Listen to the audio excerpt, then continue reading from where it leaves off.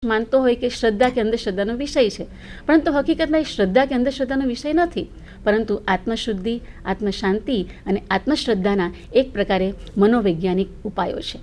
તો હવે મહત્ત્વની વસ્તુ એ છે કે આપણે આપણા અભ્યાસક્રમની સાથે સંકળાયેલા વિષય વસ્તુ વિશે ચર્ચા કરીએ તો સાધારણ વ્યવહાર માતૃકા, જે વ્યવહાર અધ્યાયના કેટલાક ચેપ્ટર્સ આપણે અભ્યાસક્રમમાં લીધા છે, એમાંનો પ્રથમ ચેપ્ટર છે સાધારણ વ્યવહાર માતૃકા. તો પ્રશ્ન થાય કે આ સાધારણ વ્યવહાર માતૃકા એટલે શું? તો પહેલાં તો સમજીએ, માતૃકા એટલે મૂળભૂત જનની, કે જેના થકી સમગ્રની ઉત્પત્તિ થતી હોય છે. એટલે કે એક પ્રકારની સર્વસાધારણ પ્રક્રિયા. આ સર્વસાધારણ પ્રક્રિયા શાને માટેની? તો કે વ્યવહાર માટેની. આ વ્યવહાર એટલે શું? તો કે એક વ્યક્તિએ બીજા વ્યક્તિ પર હુમલો કર્યો હોય અને એને ન્યાય જોઈએ છે, તો એ ન્યાયને માટે એણે રજૂઆત કરવાની છે, અને એ રજૂઆત એટલે કે એક પ્રકારનો દાવો નોંધાવવો પડે. એ દાવો નોંધાવવો એટલે કે પ્રાથમિક પ્રોસિજર. આ પ્રાથમિક પ્રોસિજર શું છે અને એ પ્રાથમિક પ્રોસિજરની અંદર કેવી રીતે જઈ શકાય, કેવી રીતે નોંધાવી શકાય, એની સંપૂર્ણ હકીકત આપણને આ સર્વસાધારણ પ્રક્રિયા તરીકે આ સાધારણ વ્યવહાર માતૃકામાં કહેવામાં આવી છે. જેમાં મૂળભૂત આ વ્યવહાર જોનારો કોણ, આ વ્યવહારનું અસ્તિત્વ કેવી રીતે થાય, આ વ્યવહારની અંદર કેવી રીતે માણસ FIR વગેરે નોંધાવી શકે, એનો નિર્ણય કોણ આપે અને એ નિર્ણય આપવા માટેની પ્રક્રિયા કેવા પ્રકારની હોય, એની સમગ્ર યથાતથ નિયમ સહિત ચર્ચા કરી છે. તો આ દરેકે દરેક કાયદાઓ એ મૂળભૂત છે અને કોઈ પણ પ્રકારના વિવાદમાં એ કામ લાગે, માટે એને સાધારણ વ્યવહાર માતૃકા તરીકે ઓળખાવેલ છે. હવે આપણે જે વિચાર્યું તે પ્રમાણે કે સાધારણ વ્યવહાર માતૃકામાં પ્રથમ સ્થાન કોનું? તો કે ભાઈ પહેલો તો રાજા જોઈએ. રાજા જે શા માટે આપણે વિચાર્યું? તો કે રાજા એક અનુશાસન માટે જરૂરી છે. આમ તો તમે કહું તે પ્રમાણે કે આહાર, નિદ્રા, ભય, મૈથુન, આ 4 પ્રક્રિયા દરેક પ્રાણીમાં કોમન છે, પણ માનવ માત્ર પોતાનામાં રહેલી જે શક્તિ છે, વિવેક બુદ્ધિ, એને કારણે બધાથી અલગ છે. પણ છતાંય પણ ક્યારેક એવું થાય છે કે માણસ પોતે સદાચારનું વર્તન કરવા ઈચ્છતો હોય તો એ કોઈક કારણસર કરી નથી શકતો. એ ઈચ્છે છે બધા સાથે સારો વ્યવહાર રાખવાનો, જેને આપણે વ્યવહાર કહીએ ને તો વ્યવહારનો એક અર્થ વિનિમય થાય છે. વ્યવહાર એટલે વર્તણૂક થાય છે. તો એ સારો વ્યવહાર રાખવા ઈચ્છે છે, પણ ક્યારેક નથી રાખી શકતો, અથવા કોઈક એને રાખવા દેતું નથી. એટલે એના હકની ઉપર અથવા તો એની જે જરૂરિયાતો છે એના ઉપર તરાપ આવે છે. તો આ તરાપ જે મારવામાં આવી છે એમાંથી એણે મુક્તિ મેળવવી છે, એણે ન્યાય મેળવવો છે, તો કોની પાસે જાય? તો એ બધા ઉપર અનુશાસન રાખવા માટે આપણા જે કંઈક પુરાણ, ધર્મશાસ્ત્રો અથવા તો આપણી જે કંઈક નીતિ રીતિઓ છે, સંસ્કૃતિ, એમણે રાજાની કલ્પના વિચારી છે. એ રાજા કે જેને દેવોનો અંશ તરીકે સ્વીકારાયેલો છે, તો એ દેવોના અંશ એવા રાજાની સાથે આ વ્યવહારનું દર્શન કરવાનું છે. તો આપણે જુઓ, પહેલો શ્લોક કહે છે કે વ્યવહારાન નૃપ પશ્યેત વિદ્વત્પિ બ્રાહ્મણૈ સહ ધર્મશાસ્ત્રાનુસારેણ ક્રોધ લોભ વિવર્જિત. તમે અત્યારે થોડીક મિનિટ પહેલાં કહ્યું તે પ્રમાણે આ એક અર્થઘટનનું શાસ્ત્ર પણ છે. તો અર્થઘટન કરતાં જોઈએ તો રાજાએ વ્યવહાર જોવાનો છે. કોની સાથે જોવાનો છે? તો કે વિદ્વાન બ્રાહ્મણો સાથે. અને એ જોવા માટેની પ્રક્રિયા કેવા પ્રકારે અસ્તિત્વમાં આવશે તે પહેલાંની શરત શું છે? તો કે રાજામાં કયા પ્રકારની એબિલિટી જોઈએ, અથવા તો રાજા અને એના સભાસદો પાસે કેવા પ્રકારના ગુણોની આપણે માંગણી રાખીએ છીએ? તો કે દરેક પ્રકારે ધર્મશાસ્ત્રના વિષયોથી એ અવગત હોવો જોઈએ. ધર્મશાસ્ત્ર એટલે તમે કહું તે પ્રમાણે 14 જે એના મૂળભૂત જે છે સિદ્ધાંતો, અથવા જે એના 14 મૂળભૂત કારણો છે, એનો તે જ્ઞાતા હોવો જોઈએ. એની સાથે સાથે એનામાં પોતાના કેટલાક સદ્ગુણો હોવા જરૂરી, કેટલાક નહીં બધા જ, જેને આપણે કહી શકીએ કે એ એવા પ્રકારનો રાજા હોવો જોઈએ, અને એની સાથે એના સભાસદો પણ એવા પ્રકારના હોવા જોઈએ કે જે સર્વવિધ હોવાની સાથે સાથે એનામાં ક્રોધ ન હોય, લોભ ન હોય, કોઈ પણ પ્રકારે પક્ષાપક્ષી થકી એ નિર્ણય ન આપે, એ પ્રકારે એ રાજા અને એના સભાસદો હોવા જોઈએ. એનો અર્થ એમ થાય કે એકલો રાજા આ નિર્ણય લઈ શકતો નથી, રાજાની સાથે જોઈએ છે આ ન્યાય કરવાને માટે એના બીજા જે કંઈક સહાયક પાત્રો, જેને આપણે કહી શકીએ, એક છે રાજાની સાથે રહેલા એવા વિદ્વાન બ્રાહ્મણો. આ વિદ્વાન બ્રાહ્મણોએ પણ ક્રોધ, લોભ વગેરે છોડીને પોતે આ વ્યવહાર કરવાનો છે. હવે આપણે વારંવાર શબ્દ વાપર્યો છે વ્યવહાર. તો વ્યવહાર એટલે શું?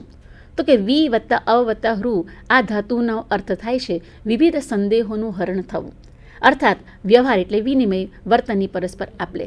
અને જે આપણું ધર્મશાસ્ત્ર કહે છે તે પ્રમાણે વ્યવહાર એટલે ન્યાયાલયમાં થતી કાયદેસરની પ્રક્રિયા, જેને શ્લોક દ્વારા પણ કહેવાયું છે કે સ્મૃતિ આચાર વ્યપેતેન માર્ગેણ આગર્ષિત પરૈઃ આવેદયતિ ચેત રાગને વ્યવહાર પદમ હિ તત. અહીંયા પણ જોવા જેવી બાબત છે કે નિયમથી વિરુદ્ધ જ્યારે કોઈકના પ્રત્યે વ્યવહાર થાય, કોઈકની પાસેથી વસ્તુ આંચકી લેવામાં આવે, એ નિયમ વિરુદ્ધની બાબત છે. આપણે કોઈને આપીએ એ વસ્તુ દાનની વસ્તુ છે, પણ કોઈક આપણી પાસેથી આંચકી લેશે એ સ્મૃતિના એટલે કે શ્રુતિ સ્મૃતિએ જે આપણી પાસે ઘડેલા નિયમો છે તેનાથી વિરુદ્ધ છે. અને એ વિરુદ્ધ થકી વિરુદ્ધ માર્ગે જવાને કારણે કોઈકને નુકસાન થાય છે. તો નુકસાન પામેલા વ્યક્તિએ ફરિયાદ નોંધાવવી પડે છે. હવે જેને નુકસાન થયેલું છે એ વ્યક્તિ જો કોઈ પ્રકારે હરફ સુદ્ધા ન ઉચ્ચારે, કોઈ પણ પ્રકારે પોતે સહન કરીને બેસી રહે, તો આ વ્યવહાર અસ્તિત્વમાં આવતો જ નથી. એટલે એ વ્યવહાર ક્યારે અસ્તિત્વમાં આવે કે વ્યક્તિને જેને આ નુકસાન થયું છે એ પોતે એ દાવો નોંધાવે. અને એ નોંધાવવાના માટેની જગ્યા ક્યાં? તો કે રાજાને જઈને જણાવે. હવે એ રાજાની વ્યવસ્થા આજના સમયમાં તો નથી. આજે તો આપણે પોલીસ સ્ટેશન પર જઈને FIR નોંધાવવી પડે છે અને ત્યાર પછી આગળ એની પ્રોસિજર થતી હોય છે. તો આ જ્યાં સુધી અસ્તિત્વમાં ન આવે ત્યાં સુધી વ્યવહાર અસ્તિત્વમાં આવતો નથી. મતલબ વ્યવહારને અસ્તિત્વમાં આવવા માટે ક્ષમાવૃત્તિથી કોઈ વ્યક્તિ કામ કરે તો વ્યવહાર અસ્તિત્વમાં ન આવે. વ્યવહાર તો આ ત્યારે જ અસ્તિત્વમાં આવે જ્યારે ફરિયાદી પોતે ફરિયાદ નોંધાવવા જાય. અને એ પણ મહત્ત્વની વસ્તુ છે કે ફરિયાદીએ જાતે પોતે આ ફરિયાદ નોંધાવવાની હોય છે. એટલે એમણે જે નિયમ આપ્યો છે કે બીજા દ્વારા જેને નુકસાન થાય એ રાજાને એટલે કે ન્યાયાલયમાં જઈને જણાવે ત્યારે જ આ વ્યવહાર પદ અસ્તિત્વમાં આવે છે.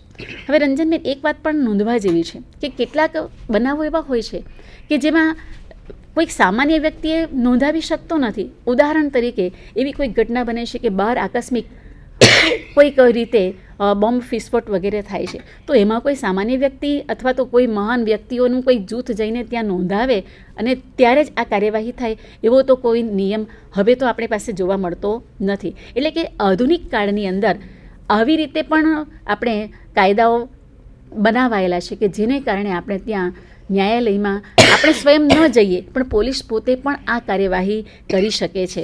બાકી તો દરેક વ્યક્તિએ જેને નુકસાન થાય એમણે જ્યાં સુધી આ વ્યવહાર પદનો આશ્રય ન લે ત્યાં સુધી એ વ્યવહાર અસ્તિત્વમાં આવતો નથી. હવે બીજી વસ્તુ કે આ વ્યવહાર એકલો રાજાએ નથી જોવાનો, એમ આપણે કહ્યું તો એની સાથે બીજા કોણ વ્યક્તિ સંકળાય છે? તો રાજાની સાથે આ વ્યવહારને જોવા માટે તત્કાલીન સમય દરમિયાન કેટલીક વ્યવસ્થા વિચારાયેલી હતી, જેમાં હતા બ્રાહ્મણો, ઉપરાંત સુજ્ઞ બ્રાહ્મણો સિવાય સભાસદો અને આજે આપણે જેને ન્યાયાધીશ કહીએ છીએ એ પ્રાંગ વિવાદ. હવે સુજ્ઞ બ્રાહ્મણ તો સભાસદ તરીકે ત્યાં હોય જ નહીં, એ તો રાજાના દરબારમાં હંમેશા હાજર હોય જ છે. ઉપરાંત સભાસદ જે રાજા પોતે નિયુક્ત કરે છે. અને પ્રાંગ વિભાગ પણ એવી વ્યક્તિ છે કે રાજાની ગેરહાજરીમાં વિશિષ્ટ સંજોગોમાં રાજા હાજર નથી ત્યાં અને કોઈક કારણસર અનુપસ્થિતિમાં પણ આ વ્યવહાર ચલાવવાનો છે. આપણે નોંધવું જોઈએ કે જે પ્રમાણે દૂત એ રાજાની આંખો છે, ન્યાય વ્યવસ્થા માટે પ્રાંગ વિભાગ એટલે ન્યાયાધીશ એ રાજાની આંખો છે. તો એના થકી આ વ્યવહાર રાજાએ ચલાવવાનો હોય છે. તો રાજાને આ ન્યાય દર્શનની અંદર સહાય કરનારી જે સહાયક વ્યક્તિઓ છે એમાં વિદ્વાન બ્રાહ્મણો, સભાસદો અને પ્રાંગ વિભાગ એટલે કે ન્યાયાધીશનો સમાવેશ થાય છે. આજે પણ આપણા દેશમાં જે પ્રકારની કોર્ટની વ્યવસ્થા છે એ કોર્ટની વ્યવસ્થામાં પણ કંઈક આવા જ પ્રકારની બાબતો જોવા મળે છે. પણ પરિસ્થિતિ એ છે કે એમાં લેવલ એના થોડાક બદલાય છે. હવે આ જે સભાસદો છે અથવા નિયુક્ત કરાયેલા જે અધિકારીઓ છે તેમની પાસે પણ ક્વોલિટીની તો અપેક્ષા રાખવામાં આવે છે. એ બધા પણ એવા જ પ્રકારના હોવા જોઈએ કે શ્રુતિનું અધ્યયન કર્યું હોય, ઉપરાંત સત્ય વક્તા હોય, ક્યારે પણ કોઈના પ્રત્યે પક્ષાપક્ષીથી નિર્ણય ન કરનારા હોય. આવા જ વ્યક્તિઓ શત્રુ હોય કે મિત્ર હોય દરેક પ્રકારે એક સમાન રીતે નિર્ણય આપી શકે એવા જ જે કોઈક સભાસદો હોય અથવા તો ન્યાયાધીશ હોય અથવા તો નહીં, પરંતુ એ જરૂરી છે, તો એ બધાની નિમણૂક કરવાની રહે છે. તો આ ઉપરાંત હવે આ વ્યવહાર દર્શન માટે અન્ય જરૂરી કોણ કે જે ક્રમશઃ વિચારીએ, જે આપણે સાધારણ વ્યવહાર માતૃકામાં નથી કહેવાયું પરંતુ અસાધારણ વ્યવહાર માતૃકામાં આ વસ્તુની નોંધ લેવાય છે, જેને આપણે અહીંયા સાંકળી લઈએ કે જે આપણી આજની વ્યવસ્થામાં પણ છે. તો આ ન્યાય માટેની સંસ્થાઓ કઈ કે જે રાજાને ન્યાયમાં મદદ કરી શકે? તો નૃપ દ્વારા એટલે કે રાજા દ્વારા અધિકૃત રીતે નક્કી થયેલા એવા પૂગ, શ્રેણી, કુલ એની ત્યાં વ્યવહાર વિધિમાં ઉપયોગમાં લેવાતા હોય છે. હવે આ ત્રણેયનું જે સ્ટેજ છે એ પણ એકથી ચડિયાતું છે. પૂગ કરતાં શ્રેણી અને શ્રેણી કરતાં કુલ એ ચડિયાતું છે. અને આજની વ્યવસ્થા વિચાર કરીએ તો આપણે ત્યાં જે કોર્ટ છે એ તાલુકા કક્ષાની કોર્ટ, એનાથી આગળ વધીએ તો જિલ્લા, એનાથી આગળ વધીએ તો સ્ટેટ અર્થાત રાજ્યની, અને ત્યાંથી આગળ વધીએ તો હાઈકોર્ટથી ઉપર સુપ્રીમ કોર્ટની આપણે વિચારણા આપણા દેશમાં પણ જોવા મળે છે. તો એ રીતે આ રાજા સુધી પહોંચતા પહેલાં જે પ્રોસિજર છે તેની સાથે એક વસ્તુ સાંકળવાનું મન થાય કે જ્યાં જ્યાં આ પ્રસંગ બનતો હોય, જેને આ પોતાનો નોંધાવવો હોય દાવો, તો એ પોતાના પહેલાં તો પંચમાં જાય.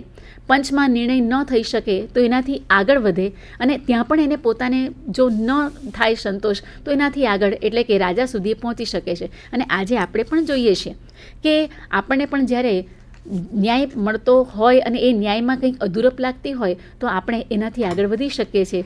હાઈકોર્ટ સુધી પણ જઈ શકાય છે અને સુપ્રીમ કોર્ટ સુધી પણ જઈ શકાય છે, જે આ પ્રાચીન કાળની અંદર પણ નિયમોમાં જોવા મળે છે. તો આ થઈ ન્યાય માટેની સંસ્થાઓ.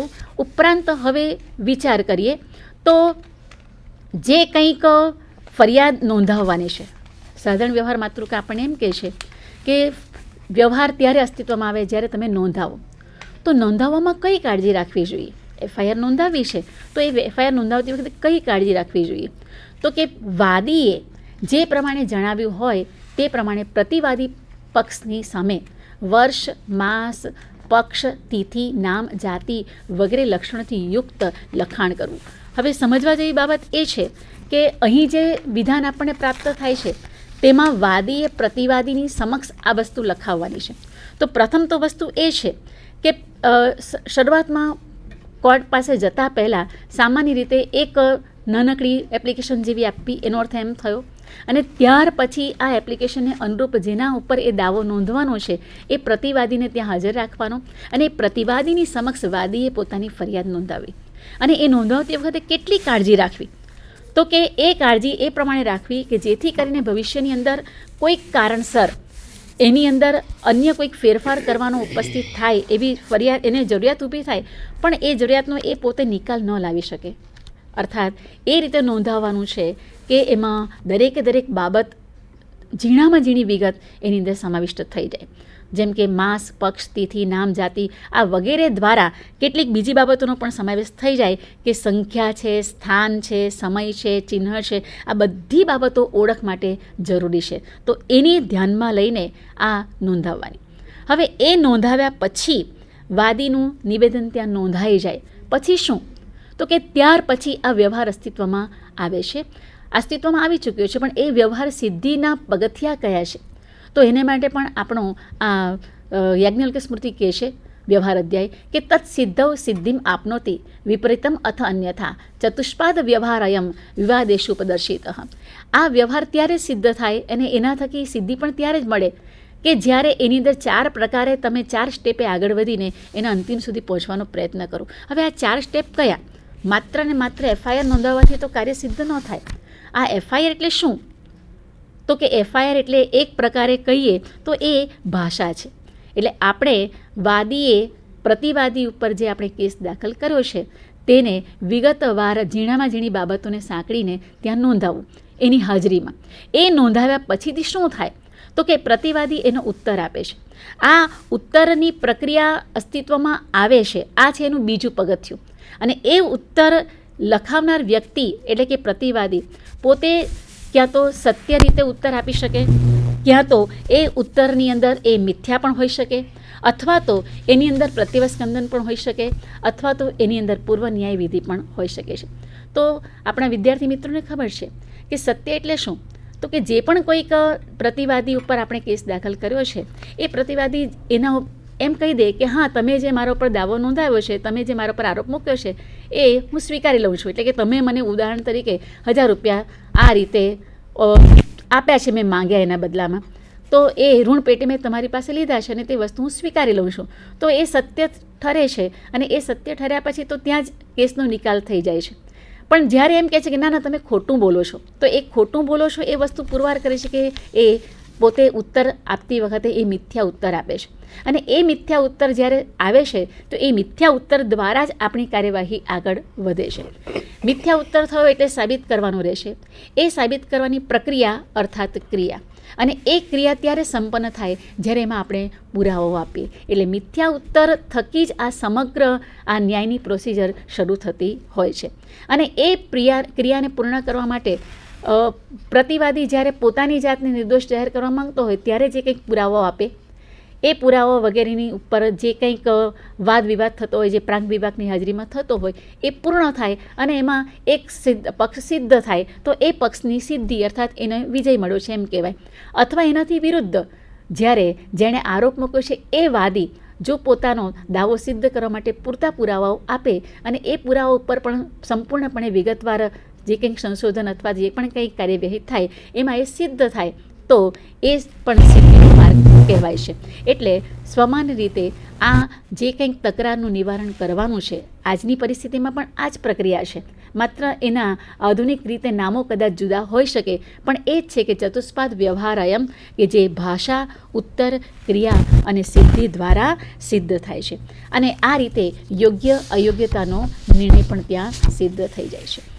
તો મિત્રો, આ રીતે 4 પ્રકારની બાબતો આપણે જોઈ લીધી અને ઉત્તર પ્રમાણે સાબિતી થાય અને સાબિતી આપ્યા પછી કાર્યવાહી આગળ વધે છે. આ વાતને જાણ્યા પછી હવે કેટલીક વસ્તુ એ પણ જાણવા જેવી છે કે આવેદન લેવાની પદ્ધતિ કયા પ્રકારની છે. તો એ આવેદનની પદ્ધતિ એ છે કે તાત્કાલિક નિર્ણય આપવાનો છે વાદીએ, અને એ વાદીએ પ્રતિવાદી સમક્ષ આ બધી વસ્તુ નોંધાવવાની છે. પણ ક્યારેક આ પ્રક્રિયાઓ બહુ લાંબી ચાલે છે, અને લાંબી ચાલે છે એ સંદર્ભમાં વાત કરીએ છીએ કે આપણી પાસે 2 પ્રકારની કોર્ટ છે અસ્તિત્વમાં, જેની અંદર સિવિલ અર્થાત જ્યાં દાય સંબંધી કોઈક આપણે આરોપ મૂક્યા હોય અને એ આરોપની સિદ્ધિને માટેની કાર્યવાહી જોઈએ આજની તારીખમાં, તો એ પ્રક્રિયા બહુ લાંબી ચાલે છે. અથવા બીજા કેટલાક કેસીસ પણ એવા હોય કે જે પ્રક્રિયાઓ બહુ લાંબી ચાલે છે. તો આવી લાંબી પ્રક્રિયા અમુક સમયે ચાલતી હોય તો એના કારણે શું થાય, તો કે એને કારણે જે નિર્ણય આવતો હોય એ નિર્ણય આવતા જ વ્યક્તિ કદાચ વૃદ્ધ થઈ જાય, અને એ સમયે એને નિર્ણય જાણવા મળે કે તે નિર્ણય આવે તે એને કોઈ પ્રકારે ઉપયોગી પુરવાર જ ન થાય. તો આવા કેટલાક કેસીસ હોય તેમાં ત્વરિત નિર્ણય ન આવતો હોય, પરંતુ કેટલાક કેસીસ એવા હોય છે તત્કાલીન સમયે પણ સ્વીકાર્યું છે કે અમુક એવા જે કેસીસ છે, એટલે કે અમુક એવા આરોપો છે જે વાદી દ્વારા નોંધાવાયેલા હોય એની અંદર પ્રક્રિયા ત્વરિત થવી જોઈએ. તો શામાં આ ત્વરિત ન્યાય પ્રક્રિયા અસ્તિત્વમાં આવવી જોઈએ? તો કે સાહસ, ચોરી, પારુષ્ય, ગાય, અભિશાપ, અત્યય અને સ્ત્રીઓના સંબંધનો જે વિવાદો હોય એમાં આ પ્રક્રિયાઓ તરત અસ્તિત્વમાં આવવી જોઈએ. બાકીની અંદર સમય થોડોક વધારે વ્યતીત થાય તો